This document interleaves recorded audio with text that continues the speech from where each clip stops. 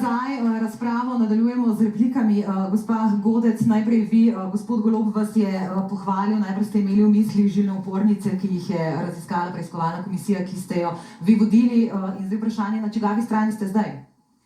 Jaz imam repliko kar za vse, namreč vse stranke, ki so bile zdaj v opoziciji, pa pred letom 2020 v koaliciji so govorile, koliko bodo naredile na področju spremembe zakona o javnem naročanju, da bomo v Sloveniji končno dobili referenčne cene na področju nabav medicinske opreme. Na koncu niso podprli niti zakona, ki je bil vložen in ki je danes sprejet. Torej, Slovenska demokratska stranka je uresničila tisto, kar je koalicijsko pogodbo zapisala in tisto, kar sem sama v preiskovalni komisiji dejala, da je potrebno narediti. In gospodu Golobu naj ne bo žal za mene, nikogar ne branim, me pa skrbi, da če bo on na vladi, če bo vsaka nabava imela 15% provizijo, tako kot je bilo baje v Bosni in Hercegovini. Dajte, gospod Golob, najprej vi, ker ste bili neposredno izvani, pa gremo potem naprej, gospod Cigler Kralj. Tako, ko se morajo braniti o tem, kaj počnejo v politiki, se branijo z izmišljotinami iz leta 2009, ko sem služboval v Istrabenzu, in pri tem si pomagajo z materiali, ki jih pridobivajo od tujih obveščevalnih služb. Tako daleč smo prišli. Sedanja vlada se pred korupcijo v zdravstvu brani s tem, da s pomočjo tujih obveščevalnih služb minira glavnega konkurenta, ker nam ni vse jasno. Gospod Cigler Kralj. Če je to resnično, potem se mi, mislim, ne resnično. Se boste opravičila? Ne, jaz se ne bom opravičila. Boste pa povedali, če to drži ali ne. Boste dokazali tam, kjer je potrebno, ne? Ja, lahko tudi manj. Ste si pogledala posnetek? Seveda. In kaj govori ta posnetek? Posnetek govori o deležih. Da pač moramo v Sloveniji stopiti skupaj tudi na tem področju in spremembo zakona o javnem naročanju smo želeli skupno soglasje v državnem zboru, ki ga žal nismo dosegli. Lahko je govoriti, potrebno je pa nekaj narediti. Gospod Golob, boste zaključili, boste pojasnili.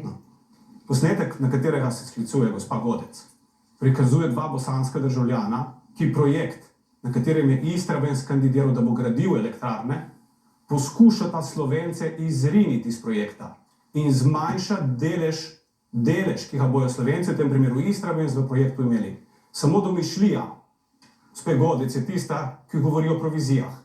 Ker o provizijah, ker o provizijah, se ste vi to začeli. Gospod Golob, jaz vas ne razumem. Jaz sem rekla, da se bojim, da boš tako... Gospod Golob ima pravico seveda odgovoriti, ker ste ga neposredno izvali. Bomo tudi to zgodbo končali. Gospod Cigler Kralj, ker nas seveda zanimajo tudi konkretne sistemske rešitve proti korupciji. Izvolite. Hvala lepa. Gospod Golob je neposredno napadel Novo Slovenijo. Zdaj pa jaz njega vprašam, kdo v Sloveniji je zadovoljen s trenutnim stanjem zdravstvenega sistema. Vam jaz povem, nihče. In današnje stanje zdravstvenega sistema je takšno, da ljudje, ko zbolijo, potem v tej stiski iščejo hitro in kvalitetno storitev in morajo za njo vedno, če hočejo hitro priti do nje, doplačati. Kdo si lahko to privošči? Kdo si lahko to doplačilo privošči? Samo premožni. In temu želimo v Novi Sloveniji narediti konec z dvema rešitvama. Vsem dostopno javno zdravstvo. V javni mreži lahko delujejo tudi zasebniki. Odprimo to mrežo in dajmo možnost, da si vsak zdravnik izbere, v kakšnem svojstvu bo delal, mi pa poskrbimo, da bo bolnik takrat, ko bo zbolel, prišel do hitre, učinkovite, zelo kvalitetne storitve in pa predvsem brez doplačila. Tu imate stranke precej različne poglede, ampak tudi še pridemo do tega. Važno je, da denar sledi pacientu. Gospod Židan, še vi ste želeli besedo, pa potem še gospa Brego, gospod Kordiš. Jaz sicer nisem nasprotoval konkretnemu zakonu, ampak problem je, ko desnica v tem mandatu pride z potencialno dobro rešitvijo, primerjanje cen za Avstrijo, Nemčijo, in to je dobra rešitev, ne? Ampak potem dodajo svoj dodatek. In ta njihov dodatek tukaj je bil plus 10%. Zakaj že bi moral stati ultrazvok v Sloveniji 10% več kot v Avstriji, Nemčiji in na Finskem? Zdaj stane pa 50% več. Kaj, 10% pa ste si sedaj rezervirali, ali kaj? Nismo si noben si ni rezerviral, gospod Židan. Tako velika nesramnost, če se gre na primerjavo, se mora iti na primerjavo v celoti. Nobenega razloga ni, da plačujemo 10% dražjo opremo. Veste, možnost amandmaja... Enake cene, torej. To pa ste vse glasovali proti. Ne, noben. Vse v zdravstvu ste glasovali proti, karkoli je KUL vložil. Gospod Kordiš, izvolite besedo. Kot desne, če dovolite, kolege. Kot desne stranke govorijo o tem, da se v resnici želijo javnega zdravstva, kar imajo v mislih so javne finance, za katere plačujemo vsi državljanke in državljani in se na to stekajo v zasebni žep. Tudi ne drži, da je korupcija v našem sistemu posledica nekega javnega planiranja v zdravstvu. Mislim pa sej, gospod Marčič pa gospod Dimnik nista javna uslužbenca, ampak sta nosilca zasebnih poslov z državo. In medtem, ko je gospa Godec gradila svojo politično kariero na pregonu korupcije pri nabavah materialov v zdravstvu, je njen strankarski šef počel kaj? Igral golf s tema dvema dobaviteljama, ki sta skupaj obrnila 300 milijonov evrov na Mauritiusu. Ne, mi lobističnih vlog v našem zdravstvu ne moremo regulirati. Preprosto so postale politično premočne. Edino, kar lahko storimo, je, da jih odrežemo. Kako? Tako, da oblikujemo javno agencijo za nabavo medicinskih pripomočkov neposredno pri proizvajalcih in za celo državo v celoti. Gospa Bregant, vaše konkretne rešitve? Ja, Evropska komisija je leta 2020 ugotovila, da dejansko moramo v Sloveniji urediti sistem javnega naročanja. Tako da tukaj ni nobenih dvomov. Ne bi si želela imeti agencije, kot je bilo prej omenjeno, ki bi sama nabavljala, hkrati pa tudi sebe nadzirala. Proti korupciji imamo pravzaprav en zelo učinkovit sistem in to je informatizacija. Transparenca, ki je danes nimamo, se da doseči z informatizacijo in digitalizacijo po vzgledu tujih držav. In to v Povežimo Slovenijo želimo, hkrati pa seveda poleg tega želimo ohraniti javno zdravstvo. Tako da temelj javnega zdravstva mora pa biti transparenca z digitalnim sistemom. Gospod Möderndorfer, je to dovolj? Ne, absolutno. Treba se zavedati, oni so ustanovili organ za referenčne cene, ki jih mi nismo podprli. Zakaj jih nismo podprli? Po eni strani bi radi imeli referenčne cene, po drugi strani so pa NPU obglavili. In praktično danes še zdaj nimamo epiloga 13 pogodb kazenskih ovadb, ki jih je naznanilo Računsko sodišče iz časa prvega vala epidemije. Naši ukrepi so seveda naslednji. Tisto, kar je najbolj bistveno, kar govorimo že trije, to je agencija za skupna naročila, vendar pozor, tukaj se mora zgoditi še nekaj več. Če mi hočemo imeti agencijo za skupna javna naročila, potem moramo tudi vedeti, kaj kupujemo, pa za koliko kupujemo. Zato potrebujemo po vzoru mednarodne skupnosti strokovno komisijo, ki je neodvisna, ki so strokovnjaki, ampak ne samo strokovnjaki, veste, ampak da so tudi etično in moralno odgovorni, da seveda ponudijo tudi in povedo, kaj bomo kupili. Zraven tega pa te ljudje seveda ne morejo biti večno v tej komisiji, ker jih tudi v tujini menjajo, ker zelo hitro vsi ljudje postanejo dovzetni na lobiste. In na koncu, tisto, kar je ključno, veste, mi imamo zakonodajo za to, da jo sproti spreminjamo in prelagajamo. Nujno bo pa potrebno narediti tisto, kar ta vlada ni hotela narediti, raje ustanovila ta organ za referenčne cene, ki niti ne ve, kako jih bo določila. Moramo določiti merila in standarde materialov in porabe, ki jih bomo naročili. Gospod Bratušek. Korupcija v zdravstvu je nedopustna, oziroma korupcija kjerkoli je nedopustna. V zdravstvu je veliko denarja, zato je očitno tudi veliko korupcije. In ko sem slišala, da zakoni to dopuščajo, so zakoni slabi, človek, ki ni koruptiven, ne bo koruptiven, ne glede na zakone. In veliko denarja se v zdravstvu zgubi, nekaj bi ga s temi skupnimi nabavami vsekakor prihranili in kot sem že prej povedala, ostal bi za storitve skrajševanje čakalnih vrst. Tako da korupciji je resnično treba narediti konec. In to ne samo v zdravstvu, ampak prej ste povedali, kako so sestavljene liste. Gospod Počivalšek, ki je bil v aferah, gospod Janša, ki je potoval z največjimi dobavitelji v zdravstvu, skupaj počitnikoval. In nismo se dotaknili, ali pa mogoče malo, nabave teh zaščitne opreme v času COVID krize. Tukaj gre na desetine milijonov in vojnih dobičkarjev v tej krizi ne bi smelo biti. Smo se dotaknili, smo jasno povedali, da izredne razmere ne smejo biti povod za. Bom rekla, vlada, ki jo vodi SDS, ima pravzaprav v vsakem mandatu eno tako afero. V vsakem mandatu.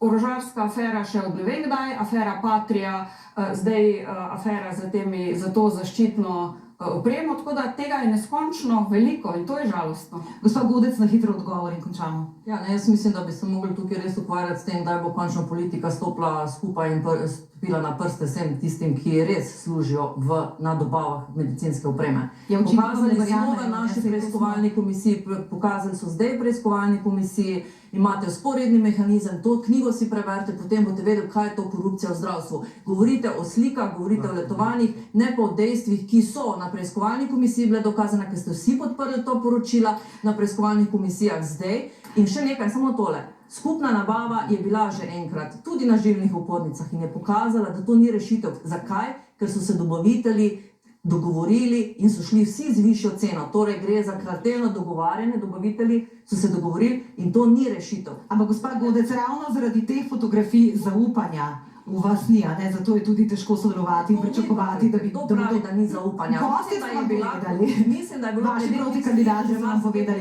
In tudi ugotovljeno, da ni bilo s tem nič narobe. Gospa Godec. Ne, rok je potekel, da KPK tega ni mogel preiskovati, ne, da ni bilo nič narobe. To bodimo pošteni. Ko si preiskovala komisijo, je tvoj šef stal na jahti in se pogovarjal. Ti si preiskovala žilne opornice, on se je dogovarjal pa vsem, ki si iskal. Res je, tega istega leta se je zgodilo, zdaj bomo pa gospod Möderndorfer ustavili tule debato. Veste, v kateri točki, da lahko vemo, o čem govorimo?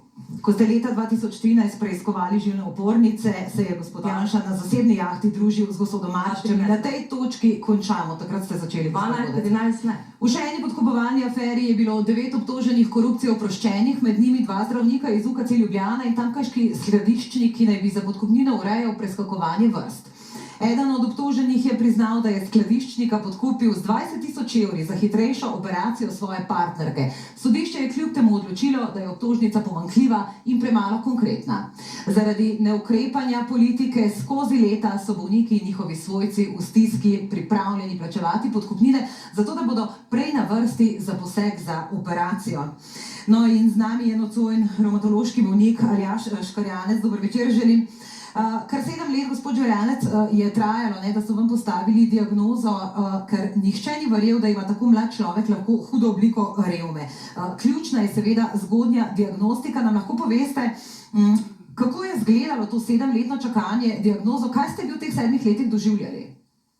Ja, dejansko je bilo res grozljivo. Predvsem zadnjih 2 leti pred diagnozo, ko so se težave začele stopnjevati, ko praktično razen bolečin nisem imel pokazati ničesar.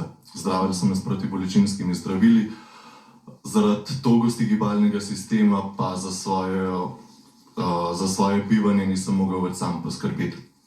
Kaj je hujšega, kot odraščajočemu najstniku vzeti šolanje, biti med svojimi sovrstniki v šoli in izven šolskih klopi. In resnično si želim, da bi vsi ljudje, ki čakajo na diagnozo, da ne bi trpeli takih bolečin in da bi hitrejš prišli do svoje diagnoze, da ne bi čakali leta in leta.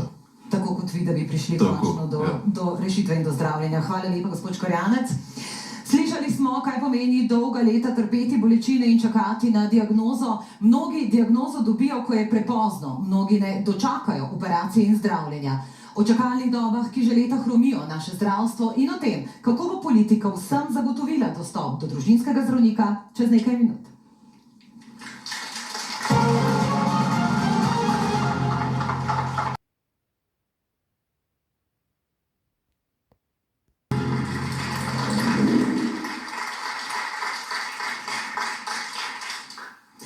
Slišali smo, kaj pomeni 7 let čakati na diagnozo, kot se je to zgodilo revmatološkemu bolniku Aljažu Škarjancu. Revmatologija je le eno od kritičnih področij našega zdravstva. Miha, kaj pravijo konkretne številke? Na prvi revmatološki pregled z napotnico redno se denimo v povprečju čaka skoraj 2 leti, z napotnico zelo hitro, več kot 3 mesece.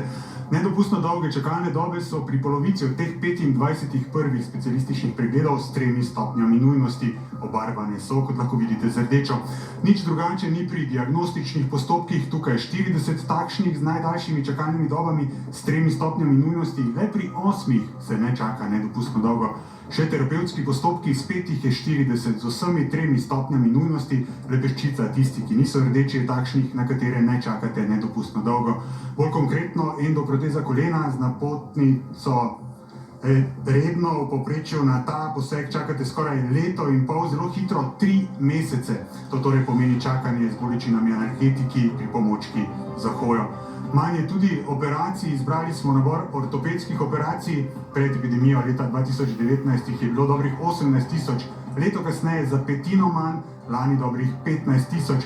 Manj je bilo tudi srčnih operacij kile, če izpostavimo le nekatere.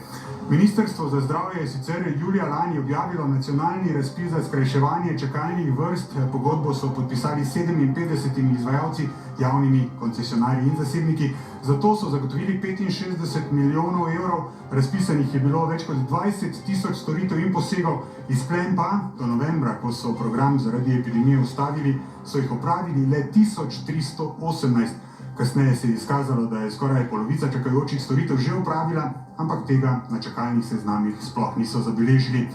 1. februarja letos je sicer na prvi specialistični pregled, diagnostični in terapevtski postopek čakalo več kot 214 tisoč ljudi, od tega skoraj 90 tisoč, kar je več kot 40% nad dopustno mejo. Hvala lepa, Miha. Nadaljujemo pogovor. Gospod Cigler Kralj, na Ministrstvu za zdravje so lani na prvem razpisu za skrajševanje čakalnih dob razdelili 18 milijonov evrov, potem pa je nastal problem, ker bolnišnice niso našle bolnikov. Recimo konkretno v Novem mestu, oktobra so načrtovali 90 ortopedskih operacij, zasedene so imeli samo 3 termine, še hujše, samo 2 od 3 pacientov, ki so jih povabili na pregled, sta prišla.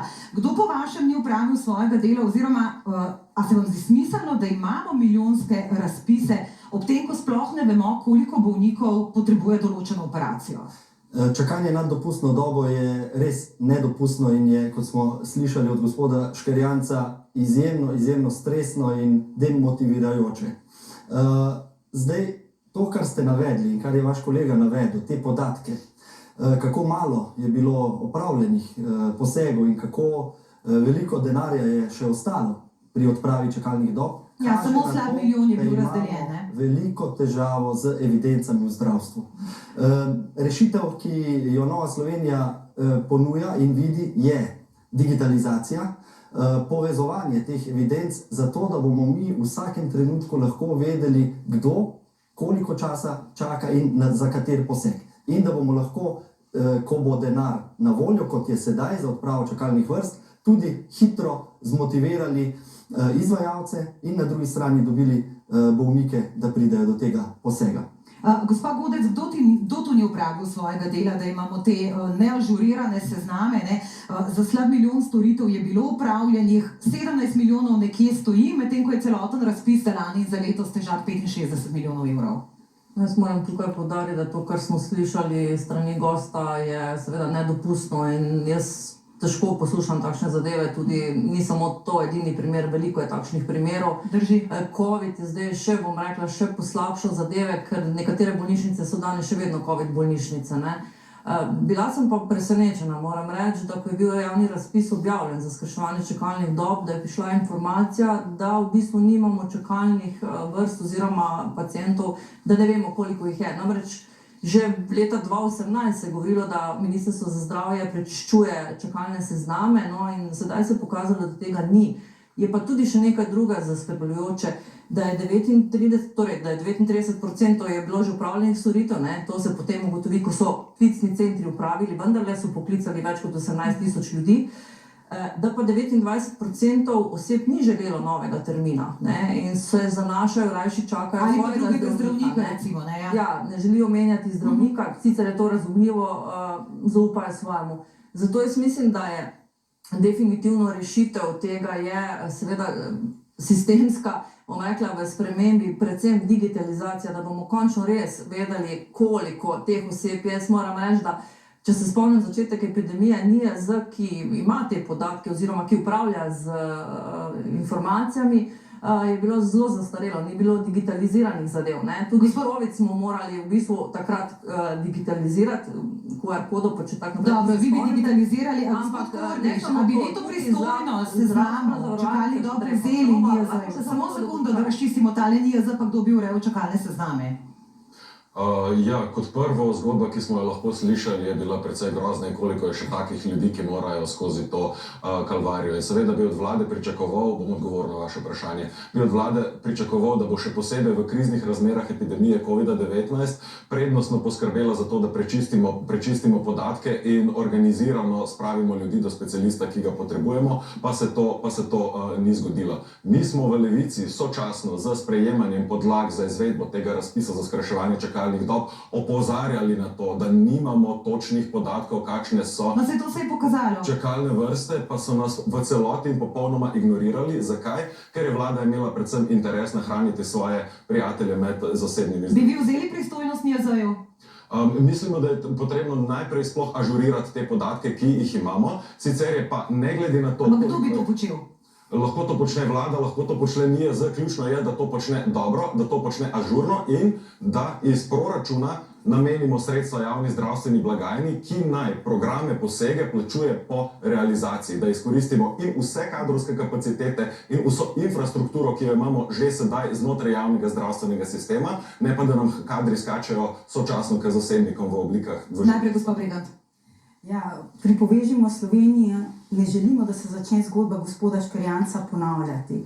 In če pri korupciji pomaga, če sledimo denarju, ne pa maskam in fotografijah, pri čakalnih dobah temu ni tako. Pri čakalnih dobah pomaga informatizacija. Da razložim. Imamo v registru raka, ki bo letos praznoval 72 let, to je eden najstarejših registrov na svetu, učinkovito informatizacijo, ki je pokazala, da v prvem valu COVID-a, da je upadlo za 1/3 število bolnikov, ki so bili diagnosticirani z rakom. Ko so to ugotovili, zato ker imajo učinkovit informatiziran sistem, ne pa v Excelovih razpredelnicah, tako kot to velja za NIJZ ali pa za podobne sezname. Ko so to ugotovili, so takoj pričeli skupaj z Ministrstvom za zdravje biti plat zvona, klicati aktivno bolnike in dejansko je potem v naslednjih valih ta upad diagnosticiranih bolnikov bil samo še 10%, sedaj se nekako ustavil na tistem iz leta 2019, kar je še vedno premalo. Kaj hočem povedati? Da bi primer dobre prakse Onkološkega inštituta prenesli na vse bolnišnice v državi. Imamo ga in to se da doseči z informatizacijo po vzgledu recimo Avstrije z sistemom KARIS. Gospod Židan, potem gospod Möderndorfer. Poglejte, mi se čakalnih vrst ne moremo obvladati, ker vedno bodo, ampak ne smejo biti nerazumno dolge, dokler ne povemo, kaj je vzrok, in to v bistvu ne smemo blefirati.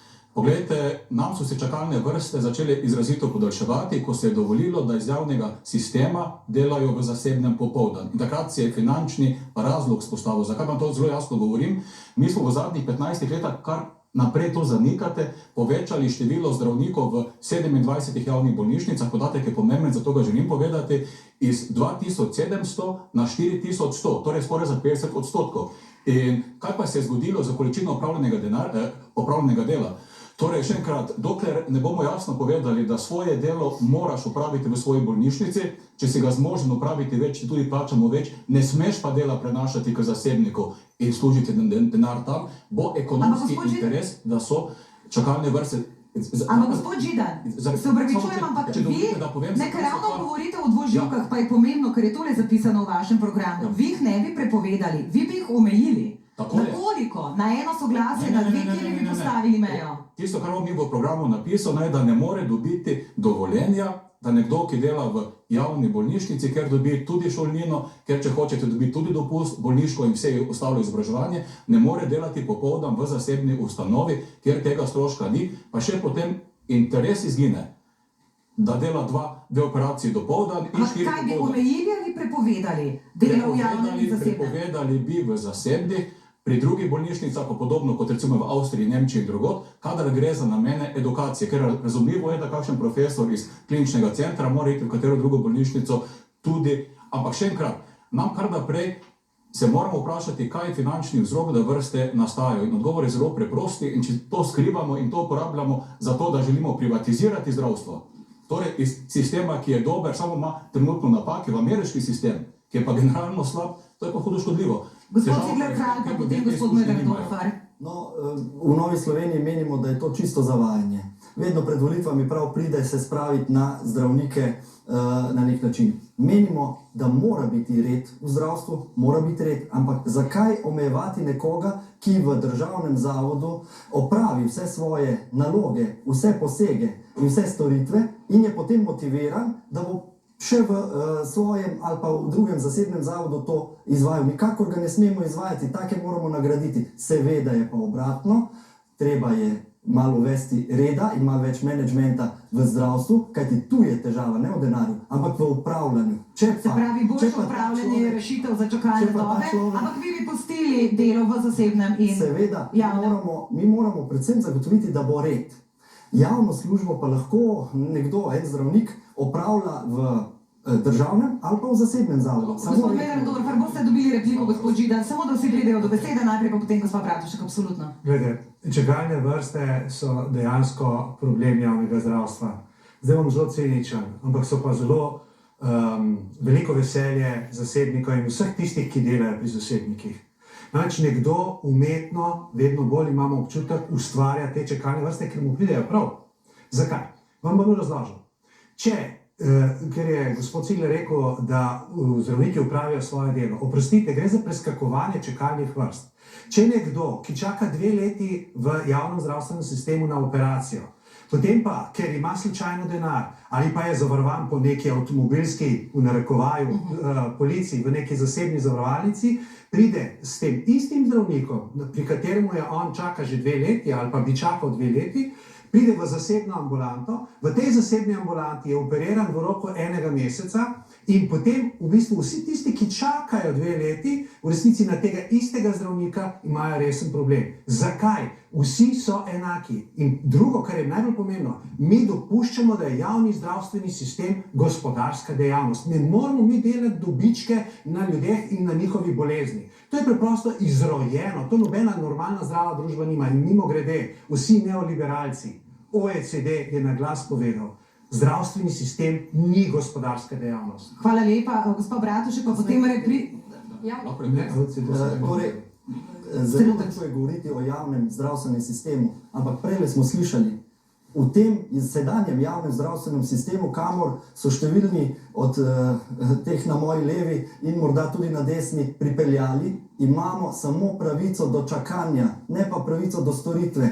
Najlažje je obtožiti, da so tega krivi tisti, ki delajo v javnem in zasebnem sistemu. Samo red je treba uvesti, da bojo zdravniki v javnem ali pa državnem zavodu opravili svoje delo, svoje zadolžitve in če so potem pripravljeni delati tudi v zasebnem, zakaj ne?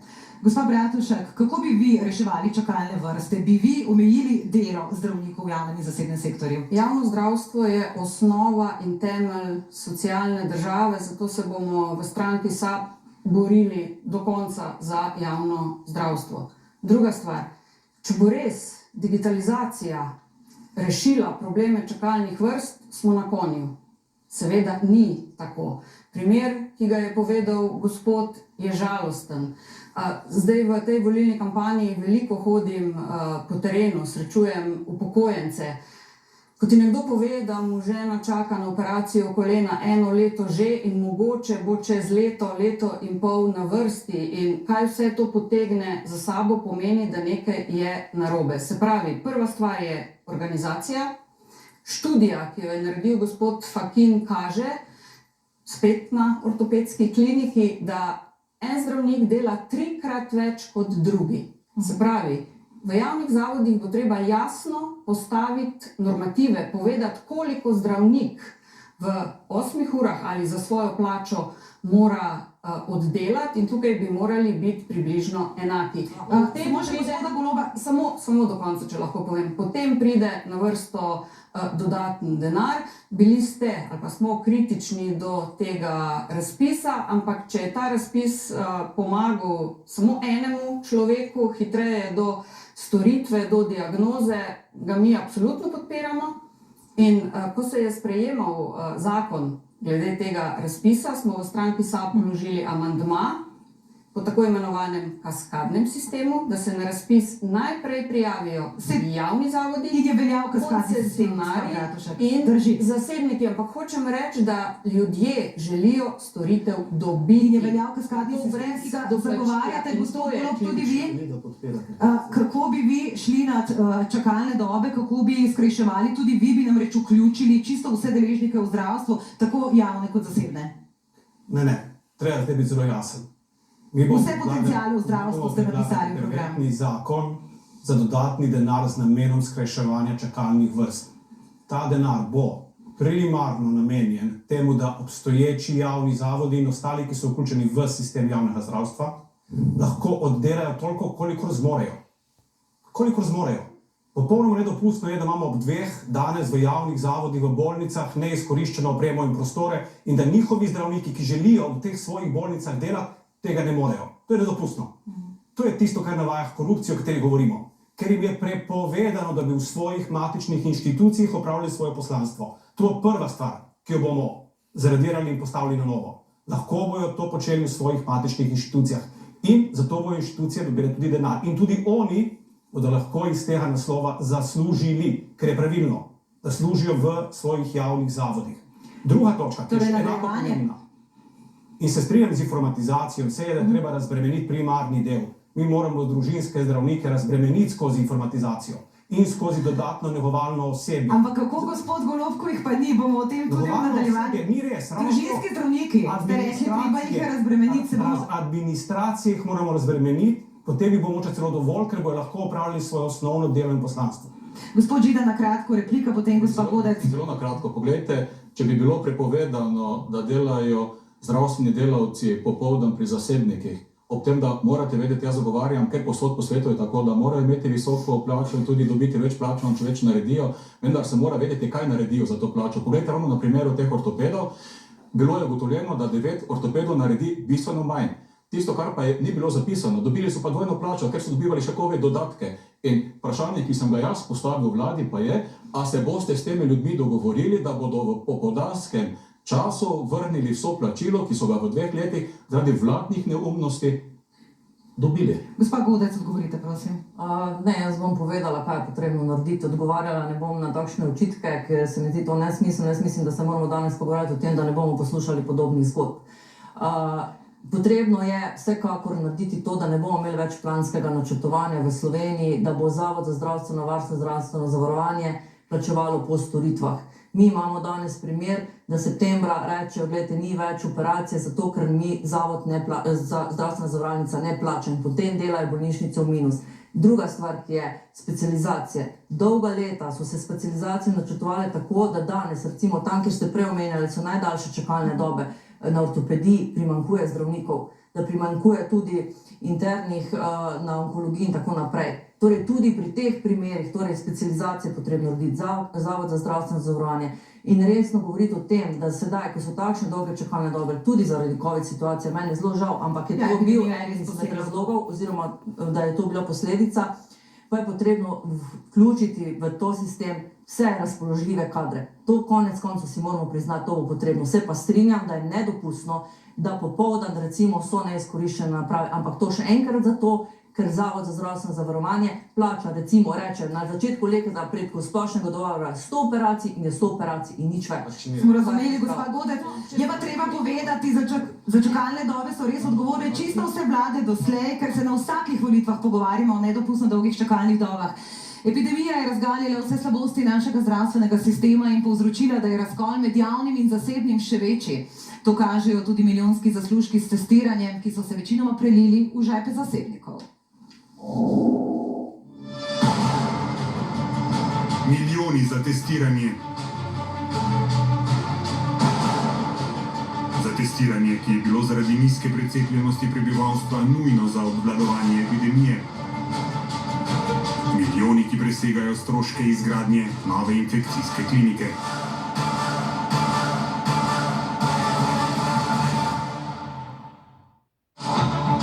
In dejstvo je, niso vsi testirali, kot bi morali. Mi imamo izkušnje s tem, nas so sprva klicali šole, da je otrok pokazal pozitiven izvid, pobral otrokovega pero takrat po novi uredbi na hitri test, ki pa je pokazal, da je otrok negativen. Naslednji dan, seveda pred šolo smo otroka še enkrat testirali, je pa doma pokazali, da je otrok pozitiven. Gremo še enkrat na test, na uradnem zopet negativen, pa spet pozitiven doma, na kar smo šli pa na drugo odjemno mesto, ker je pa končno pokazal, da je pozitiven. Ne? Torej 6 različnih testov in takšnih primerov je ogromno. Tu je še en, oče in sin, ki sta po samotestiranju doma, kjer sta bila pozitivna, odšla na eno od testirnih mest v Grosuplju. Rezultat oba negativna.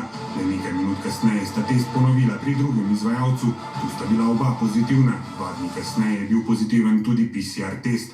V vseh omenjenih primerih so, pripovedujejo naši sogovorniki, bris odvzeli zelo hitro, z le bežnim dotikom nosu.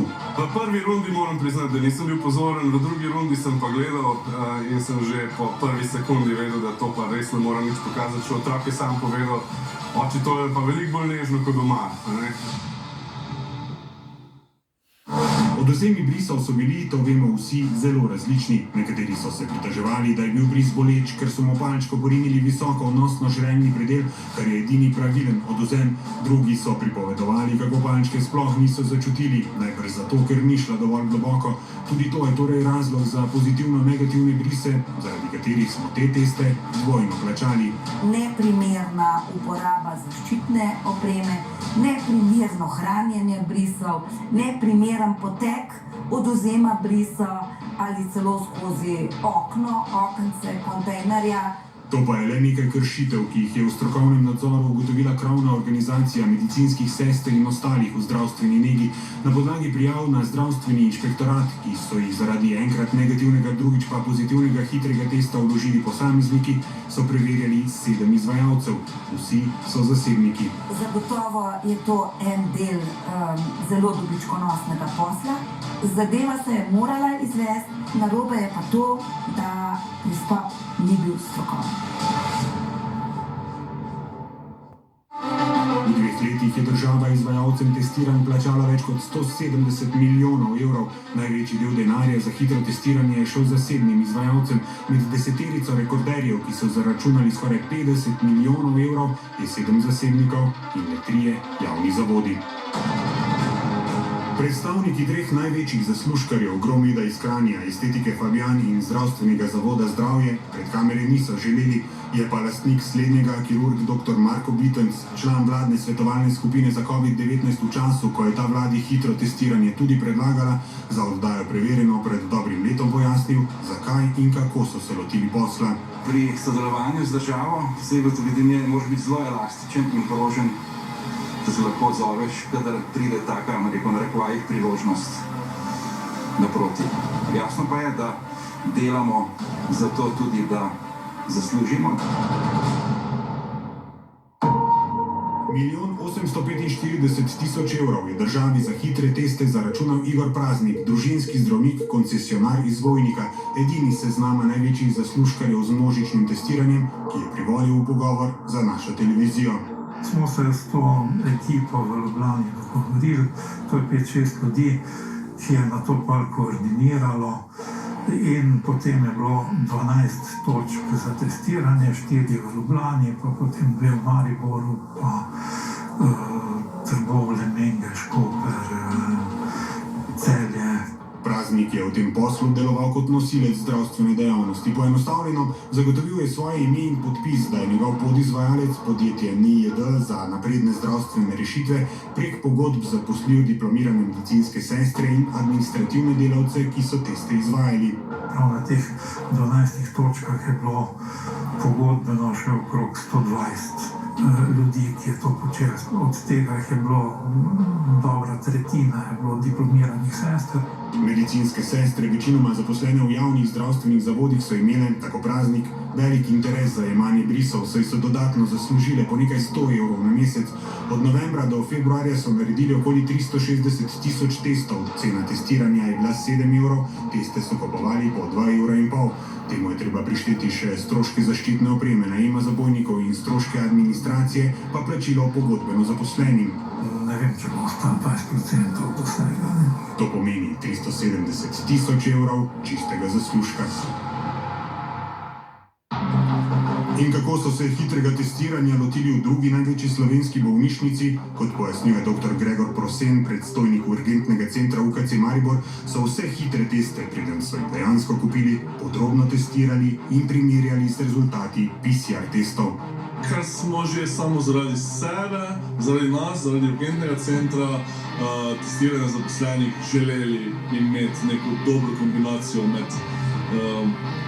med priročnostjo, preprostostjo, relativno cenenostjo in tudi nazadnje pa ceno, ki je bila različna. Seveda je zasebni sektor, a predvsem pa sektor, ki ni obremenjen z 60 intenzivnimi posteljami, bolnico, ki je bila dobesedno obrnjena na glavo, verjetno bolj fleksibilen, iskreno povedano, tile brisi so pač bili skoraj da zadnja skrb.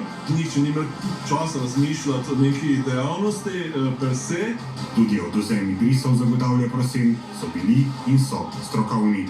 Je pa res, da smo nekako slišali povratne informacije, da nekako preveč resno jemljamo to testiranje. V smislu, a je treba res potestirati, pobrisati nosno žrelni prostor, a ni dovolj tukaj malo pod brkicami. In moj odgovor, ne. Če bomo kaj delali, bomo delali s poštenimi testi in na način, kako to mora biti. Neko zaslužkarstvo in brisanje v imenu brisanja nas ne zanima.